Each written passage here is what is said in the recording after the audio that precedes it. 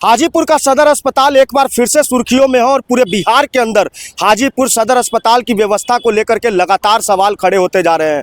आपको बताते चले कि यहाँ के एक डॉक्टर ने जो है वास्तविक पोस्टमार्टम रिपोर्ट को वास्तविक रूप से बनाने के लिए जो है 25,000 रुपये की घूस मांगी और अगर 25,000 रुपये की घूस जब नहीं दी गई तो पोस्टमार्टम रिपोर्ट को ही एंटी पार्टी के फेवर में बना दिया गया। लेकिन इस कहानी के पीछे जाने से पहले मैं सीधे आपको ले चलता हूँ दिनांक 1 अप्रैल 2025 को, जहाँ पर दौलतपुर चांदी जो कि वैशाली जिले के अंदर ही काजीपुर थाना क्षेत्र के अंदर आता है, वहां पर दिनेश्वर महतो की पत्नी मीना देवी अचानक अपने घर से लापता हो जाती है और लापता होने के बाद में जब ग्रामीण और परिवार उसे खोजते हैं तो वो कहीं नहीं मिल पाती है।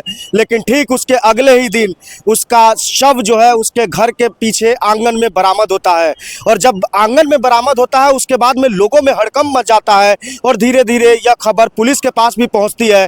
पुलिस अपने दल बल के साथ में जब शव को अपने कब्जे में ले करके और उसे सदर अस्पताल पोस्टमार्टम करने के लिए भेज देती है, फिर उसके बाद में जैसे ही पुलिस अनुसंधान में जुटती है, लेकिन मीना देवी के पति जो है बारंबार पुलिस से ये कहते हैं कि यह जो है एक हत्या की गई है और इस हत्या के पीछे उन्हीं की बहू का हाथ हो सकता है, क्योंकि कई बार घर के अंदर इस तरीके की कलह निकल करके आई थी जिसमें सास और बहू में झगड़ा होता रहता था। उसको बार बार अनुरोध करने के बाद में पुलिस आखिरकार उसकी बहू प्रिया राज को वहां से उठाती है और अनुसंधान में जांच करती है और पूछताछ करती है। तो पूछताछ के क्रम में यह पता लगता है कि मृतका मीना देवी की जो बहू है वो बहू प्रिया राज अपने प्रेमी मिलन कुमार के साथ में मिल करके उसकी सास को ही मौत के घाट उतार देते हैं।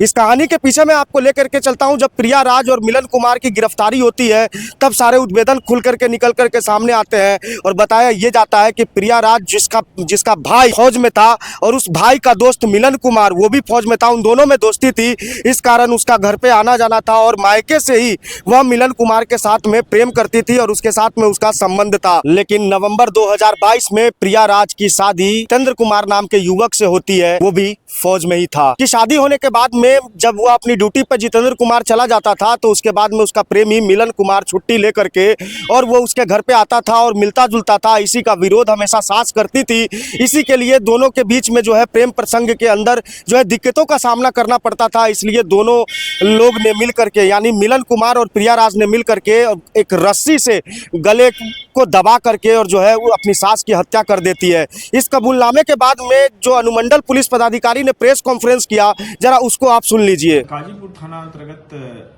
दौलतपुर चांदी बिंदुलिया मठ में दिनेश्वर महतो की पत्नी मीना देवी के संबंध में गायब होने की सूचना थाना को मिली थी। थाना द्वारा वहां पर जाया गया है तो वहां पता चला कि कुछ लोग उनको लेकर चले गए हैं। उनकी बहू जो है वो बताई थी। कुछ देर बाद पुलिस को सूचना मिली, उन्हीं लोगों के द्वारा बताया गया कि उनकी लाश घर के पीछे पड़ी है। तो तत्काल पुलिस वहां पहुंची है, शव को बरामद की है, मीना देवी के शव को बरामद किया है, उसको पोस्टमार्टम में भेजा गया है।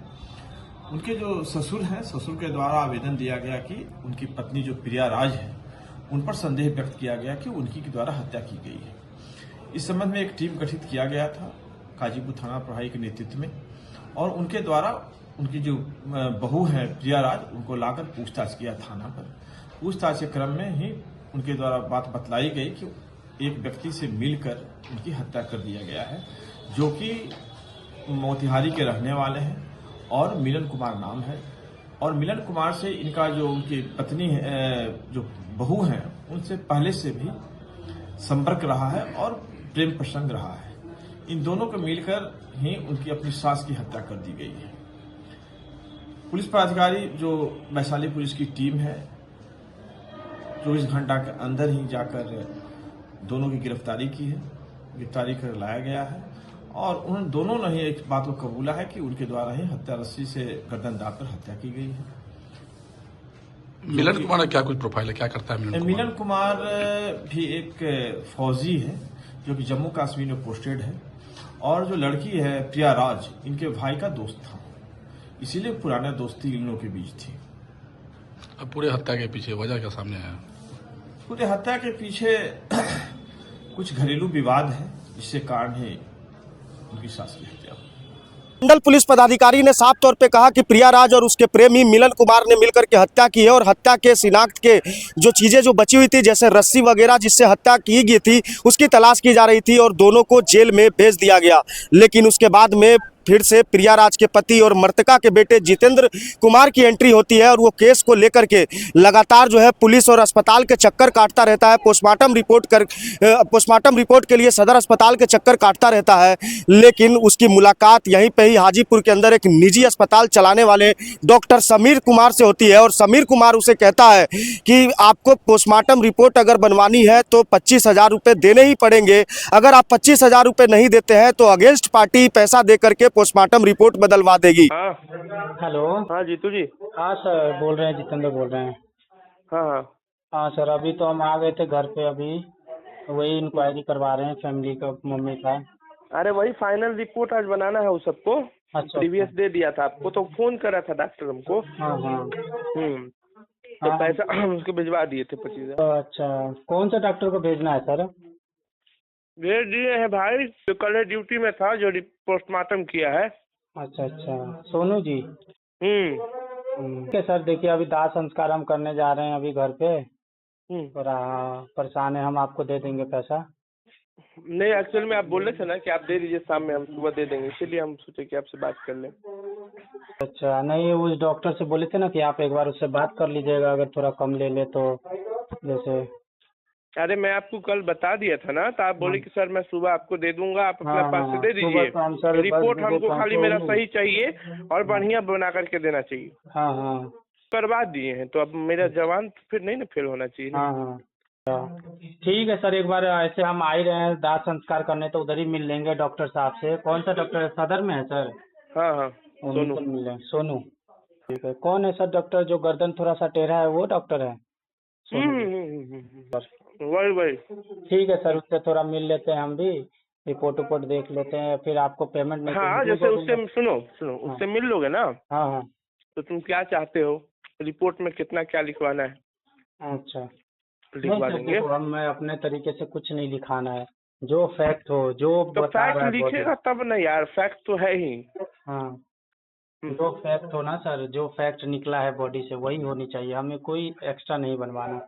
ठीक ठीक ठीक। हाँ। लेकिन जितेंद्र कुमार जो कि फौज में था, उसे कहाँ पता था कि इस प्रकार का गंदा खेल भी हाजीपुर सदर अस्पताल में खेला जाता है। लेकिन आंखें तो जब खुली रह गई जब पोस्टमार्टम रिपोर्ट निकल करके सामने आई, और पोस्टमार्टम रिपोर्ट जिसने बनाया डॉक्टर सोनू, जिसकी तस्वीर आप हमारी स्क्रीन पे देख रहे होंगे, उन्होंने पोस्टमार्टम रिपोर्ट के अंदर साफ तौर पर यह लिखा कि इनकी मृत्यु जो है आग लगने के कारण शरीर में संक्रमण हो गया है, और उस संक्रमण के कारण जो है इनकी हृदय गति रुक गई है, इस कारण उसकी मौत हो गई है। लेकिन तस्वीरों में जो आप बॉडी की जो तस्वीर देख रहे होंगे, उसके अंदर यह बात बिल्कुल आपको स्पष्ट नजर आ रही होगी कि अगर शरीर में कहीं पर भी अगर आग लगा हुआ होता तो कहीं ना कहीं उसके शरीर झुलसा हुआ होता, बाल झुलसे हुए होते, उन्होंने जो कपड़े पहन रखे थे वो झुलसे हुए थे, लेकिन ऐसा कुछ भी नहीं था। जबकि शरीर पे जो काला पड़ा हुआ था, वो काला इस कारण पड़ा हुआ था क्योंकि हत्या करने के बाद में शव को धूप के अंदर छोड़ दिया गया था, और धूप के अंदर जो बॉडी जो है वो डिकम्पोज होकर के जो है चेहरे सहित पूरे शरीर के ऊपर जो है वो काला धब्बा पड़ गया था।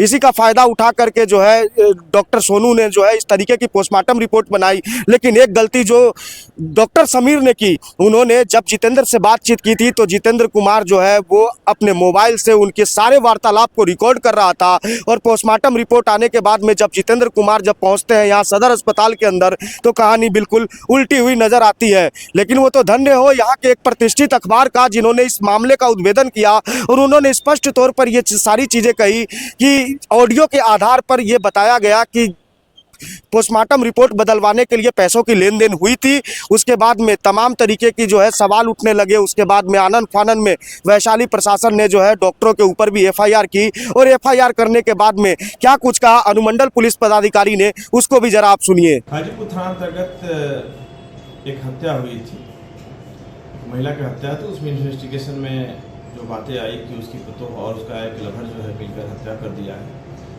रस्सी से गर्दन दबाकर। हम लोग पोस्टमार्टम है तो भेजे थे, पोस्टमार्टम हो तो भेजने उपरांत डॉक्टर सोनू जो हैं कि सदर अस्पताल में डॉक्टर हैं, उनके द्वारा एक डॉक्टर समीर है, समीर के द्वारा जो है मृतक के बेटा से पोस्टमार्टम लिखाने हैं तो 25,000 रुपये की मांग की जा रही थी, जिसका प्रूफ हम लोग के पास है।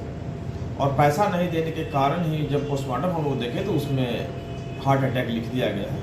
इसी के अगेंस्ट में उन पर एक एफआईआर किया गया है। डॉक्टर सोनू है, डॉक्टर एक और डॉक्टर हैं, और एक जो उसके साला है मनीष नाम है, उस पर FIR दर्ज किए हैं हम लोग, और एक बोर्ड गठित कर फिर से उस पोस्टमार्टम रिपोर्ट पर बोर्ड का मंतव्य मांगा गया है। का विषय अनुसंधान के बाद ही जो भी आवश्यक कार्रवाई होगी उन पर होगी। हालांकि जो दो अभियुक्तों जो दो डॉक्टर हैं जिनके ऊपर पोस्टमार्टम रिपोर्ट के अंदर धांधली को लेकर के FIR दर्ज की गई है, लेकिन डॉक्टर तो ठहरे भगवान का रूप। FIR भले ही दर्ज हो गई हो और अनुमंडल पुलिस पदाधिकारी कह रहे हैं कि जल्द से जल्द गिरफ्तार किया जाएगा, लेकिन डॉक्टरों के लिए कानून ही कुछ इस तरीके से बना हुआ है कि डॉक्टरों को सजा देनी होगी तो उससे पहले जो है डॉक्टरों की एक कमेटी बनेगी, उस कमेटी के अंदर जांच होगी और जांच के बाद सारी चीज़ें स्पष्ट निकल करके सामने के आने के बाद में ही डॉक्टर की गिरफ्तारी हो सकती है। जिस वक्त मैं यहाँ न्यूज़ बना रहा हूँ और ठीक मेरे सामने से वही डॉक्टर यहाँ से पैदल आगे पीछे जाते हुए मुझे देख रहे हैं। हालांकि मुझे इस बात की चिंता नहीं है क्योंकि गलतियाँ तो हुई है,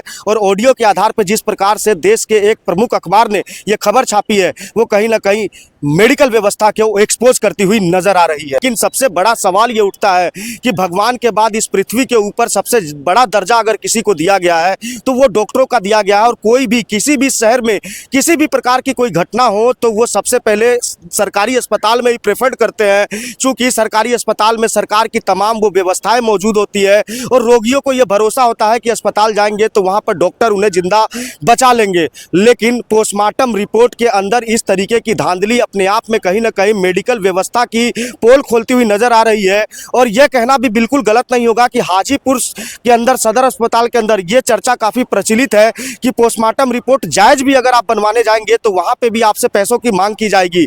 आज से कुछ दिन पहले भी हमने वैशाली जो सामुदायिक चिकित्सा केंद्र है वहां के दवाई के लिए लेकर के एक वीडियो बनाया था। फिर उसके अलावा लालगंज के अंदर भी अस्पताल के अंदर भी एक्सपायरी दवा का वीडियो बनाया था। हालांकि उसके बाद में जो सिविल सर्जन था उनका एक्शन देखने लायक था। कई जगह पे अस्पताल सील किए गए थे, लेकिन क्या सिर्फ प्राइवेट अस्पताल को सील कर देने से सरकारी अस्पताल की व्यवस्थाएं ठीक हो जाएंगी? इसका जवाब तो शायद भगवान भी नहीं दे पाए। हालांकि डॉक्टरों के ऊपर FIR दर्ज करने के बाद में डॉक्टरों की गिरफ्तारी की बात की जा रही है, लेकिन यह मामला कहीं ना कहीं एक बार तूल पकड़ता हुआ नजर आ रहा है, और दो चीजों के ऊपर हमेशा संदेह की स्थिति बनी हुई है। एक तो रिश्तों को जो तार तार कर देने वाली जो चीजें आपने सुनी कि एक बहू ने ही अपने प्रेमी के साथ में मिलकर के अपनी सास की हत्या कर दी, और हत्या के लिए जो अभियुक्तों को सजा दिलाने के लिए जब बेटा लौट के आता है तो उससे पोस्टमार्टम रिपोर्ट सही पोस्टमार्टम को सही तरीके से लेने के लिए भी घूस मांगा जाता है। तो कहीं ना कहीं ये व्यवस्था पे सवाल उठता है। हमारा काम आप लोगों को इन सब खबरों के बारे में प्रमुखता से जानकारी देना था। कैसा लगा आज का एपिसोड ये हमारे कमेंट बॉक्स में कमेंट करके जरूर बताएं। देशमत न्यूज के लिए मैं अभिजीत शर्मा, बहुत बहुत धन्यवाद।